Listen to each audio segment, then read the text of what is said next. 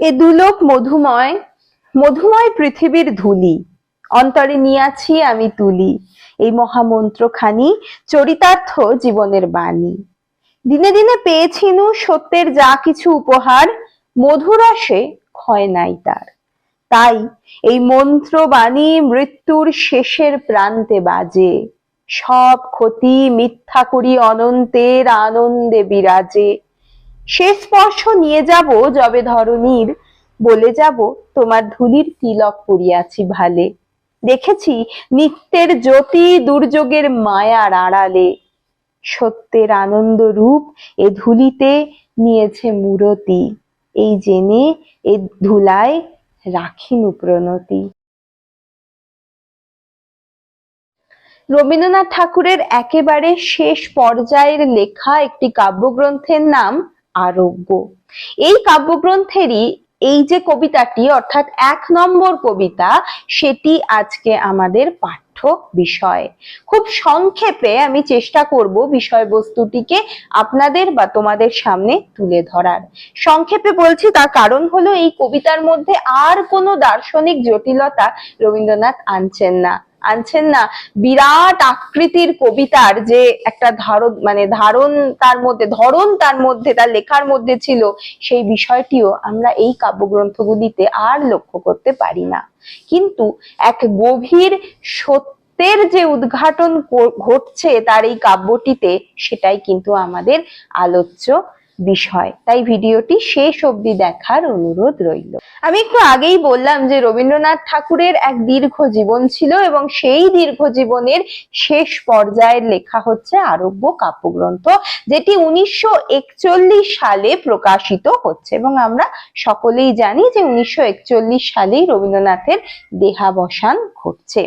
এই যে কাব্যগ্রন্থ তাতে 33টি কবিতা রয়েছে। কবির এই সময়ে এক নতুন জগৎ তার সামনে যেন খুলে যাচ্ছে। এই সময় যে মৃত্যুকে শৈশব থেকে কবি এক ভাব কল্পনার মধ্যে দিয়ে দেখেছিলেন, তাই তার শিয়রে এসে দাঁড়িয়ে। শেষের সময়টায় রোগক্লান্ত কবি দেহের জরা ও মনের অবসাদ নিয়ে যেন বড্ড বিচলিত হয়ে পড়েন। তবে তিনি তো রবীন্দ্রনাথ, তাই 68 বর্ষীয় বৃদ্ধ কবি কি দারুণ ভাবে রোগ যন্ত্রণাকে জয় করছেন, সেই সময়ও যা ভেবে সত্যি অবাক লাগে।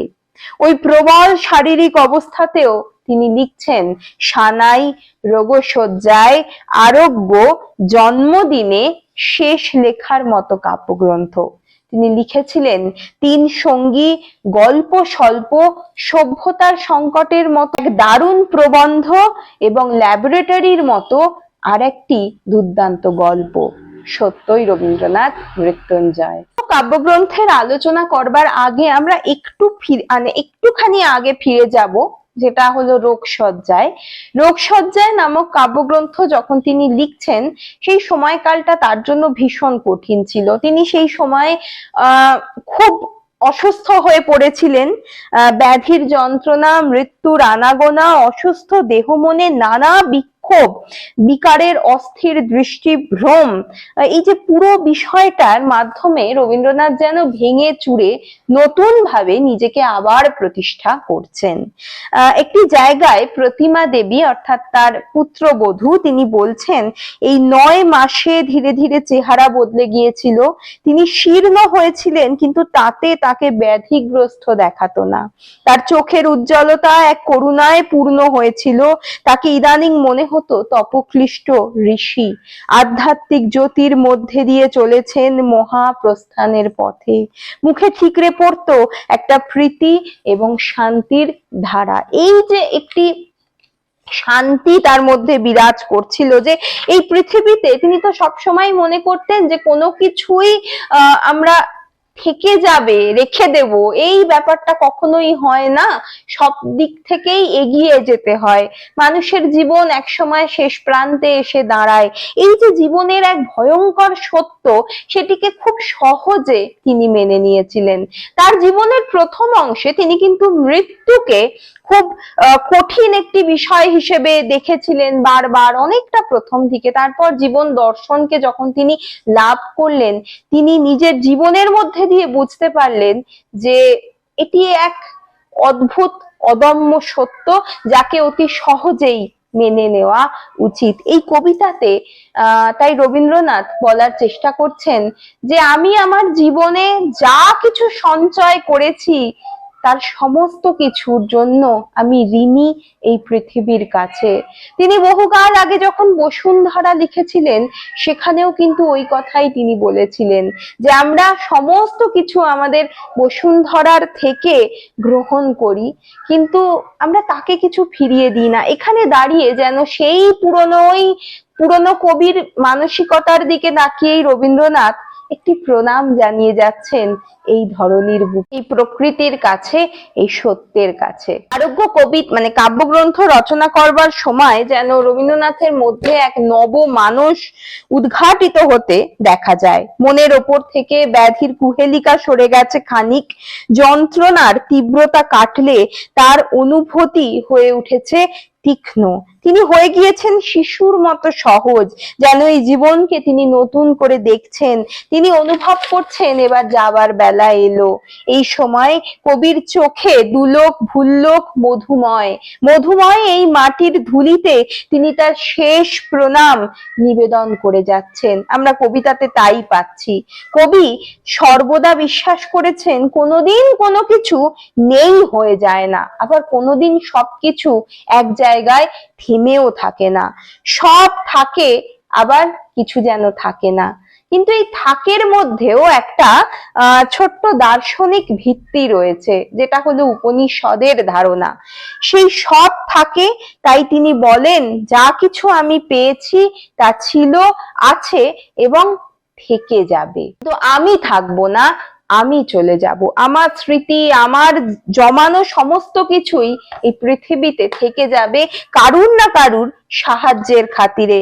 তাই তিনি বলেন এই দুলোক মধুময় মধুময় এই পৃথিবীর ধুলি অন্তরে নিয়াছে আমি তুলি, এই মহামন্ত্র খানি চরিতার্থ জীবনের বাণী। আমি এই পৃথিবী থেকে যা কিছু সংগ্রহ করেছি সবটাই আমাকে আমি সমস্ত কিছুরকেই একটি প্রণাম জানিয়ে যাচ্ছি। এই দুলোক মধুময়, আমার এই পৃথিবীর ধুলিও মধুময়, সেখানে জন্মে আমার জীবনের বাণীকে আমি চরিতার্থ করতে পেরেছি। দিনে দিনে পেয়েছি সত্যের যা কিছু উপহার, মধুরা সে ক্ষয় নাই তাই তার। সত্য, এই বিষয়টা কিন্তু ভীষণ গুরুত্বপূর্ণ। সত্য মানে বস্তুজাত বিষয় নয়। সত্য মানে আমি যা তৈরি করেছিলাম বা আমি যা পেয়েছিলাম পুরোটাই মানসিক স্থিতির ওপর নির্ভর করছে। এই প্রত্যেকটি সত্য থেকে যাবে, আমি থাকবো না। এই প্রত্যেকটি সত্যের কোনো ক্ষয় হবে না। এমনকি এর মধ্যে হয়তো রবীন্দ্রনাথ এটাও বোঝাতে চেয়েছেন যে সত্য আমি রচনা করেছিলাম, সেই সত্য, সেই সাহিত্য, সেই কাব্য, সেই সমস্ত কিছু থেকে যাবে। যা কিছু থাকবার তা কোনোদিন ক্ষয় হবে না। তাই এই মন্ত্রবাণী মৃত্যুর শেষের প্রান্তে বাজে, সব ক্ষতি মিথ্যা করি অনন্তের আনন্দে বিরাজে। সমস্ত রকম ক্ষতিকে মিথ্যা করে দেয় কি না এই মন্ত্রবাণী। কি মন্ত্রবাণী? যা কিছু আমি সৃষ্টি করেছি বা যা কিছু আমাদের দ্বারা হয়েছে তার কোনো ক্ষয় নেই। সব সত্যি মিথ্যা করি অনন্তের আনন্দে তা নাকি বিরাজে। সে স্পর্শ নিয়ে যাব যবে ধরণীর, বলে যাব তোমার ধুলির তিলক পড়েছি ভালে। যেদিন আমি চলে যাব এই পৃথিবী থেকে, সেদিন আমি তোমায় বলে যাব। যে কিনা কাকে বলে যাবেন? এই ধরণীকে বলে যাবেন, এই প্রকৃতিকে বলে যাবেন, সর্বময় কর্তাকে যেন বলে যাবেন তোমার ধুলির তিলক পড়েছি আমি তোমারই, আমি তোমার মধ্যেই সৃষ্টি হয়েছি, তোমার মধ্যেই বিলীন হয়ে যাব। দেখেছি নিত্যের জ্যোতি দুর্যোগের মায়ার আড়ালে, নিত্যের জ্যোতি দুর্যোগের মায়ার আড়ালে। এখানে কিন্তু একটুখানি আলোচনা রয়েছে, কারণ বিশ্বযুদ্ধের ভয়াবহতা তখন কিন্তু শুরু হয়ে গিয়েছে। সেই কারণে রবীন্দ্রনাথ সভ্যতার সংকটের মতো একটি প্রবন্ধ লিখছেন। এই যে বিশ্বযুদ্ধের ভয়াবহতা তা রবীন্দ্রনাথ অনুভব করেছিলেন, তাই জন্য তিনি বলছেন যে সমস্ত কিছু, এই যুদ্ধ, এই হাঙ্গামা, পুরো বিষয়টাই থাকবে, কিন্তু তার যে নিত্যজ্যোতি, যে পৃথিবী, যে সর্বময় কর্তা, তার যে নিত্য জ্যোতি, নিত্য সত্য এবং সুন্দরের যে বিষয়বস্তু, তা কিন্তু থেকেই যাবে। তা রবীন্দ্রনাথ থাকুক কি না থাকুক, তাই তিনি বলছেন যে দেখেছি নিত্যের জ্যোতি দুর্যোগের মায়ার আড়ালে। সবকিছুর শেষে একটি পজিটিভিটি থেকে যায়, তাকে আমরা কখনোই অস্বীকার করতে পারি না। সত্যের আনন্দ রূপ এ ধুলিতে নিয়েছে মূরতি, এই জেনে ধুলায় রাখিনু প্রণতি।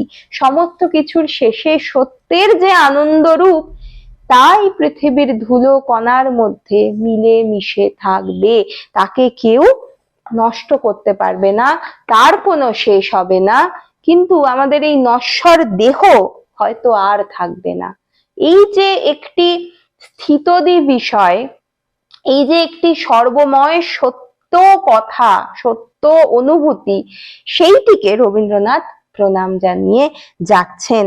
রবীন্দ্রনাথ চিরকাল নিত্যতার প্রতি বিশ্বাসী ছিলেন। কবিতার মধ্যে নিত্যতার প্রতি বিশ্বাস, এক অসীমতার চেতনা, যা কবির চিরকালের কথা, এইটাই আমরা পাচ্ছি। এতে গভীর দার্শনিক তত্ত্বের কথা কিছুই নেই, আছে সহজ সাধারণ দৃষ্টিতে খুব সত্যি কথা বলে যাওয়া।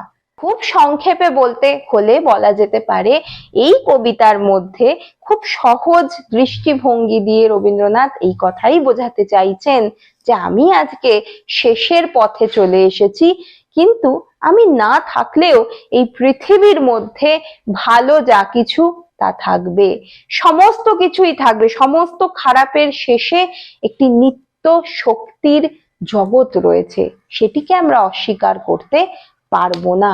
সেই যে বিষয়টা, তার প্রতি আমি প্রণাম জানাই আমার জীবন সায়ান্নে এসে। এই সময়কালটায় রবীন্দ্রনাথের মধ্যে আমি আগেই বললাম যে যেন নতুন দৃষ্টি তিনি লাভ করেছিলেন, নতুন এক চিন্তা ভাবনার দিকে তিনি ঝুঁকেছিলেন। তাই আরব্য কাব্যগ্রন্থের সমস্ত কবিতায় খুব সহজ ছোট বক্তব্য আমরা লক্ষ্য করতে পারি। তার মধ্যেই প্রথম কবিতাটি সত্যি খুব গুরুত্বপূর্ণ। কোনো অতীন্দ্রিয় মানে রহস্য বোধের মধ্যে দিয়ে নয়, কোনো দার্শনিক দৃষ্টিভঙ্গির মধ্যে দিয়ে নয়, এক শিশু সুলভ যেন মানসিকতা, খুব সাধারণ মানসিকতার বশবর্তী হয়ে রবীন্দ্রনাথ এই পর্বের কবিতাগুলি লিখেছিলেন। আশা করি খুব সংক্ষেপে এই সহজ কবিতাটি আমি বোঝাতে পারলাম। ভালো লাগলে অবশ্যই জানাবেন। আর আরব্য কাব্যগ্রন্থের আর যদি কোনো কবিতা আলোচনার থাকে, সেটিও আমাকে কমেন্ট বক্সে লিখে জানাতে পারেন। উৎসাহিত করতে সাবস্ক্রাইব করতে ভুলবেন না। আজ এই পর্যন্তই, ধন্যবাদ।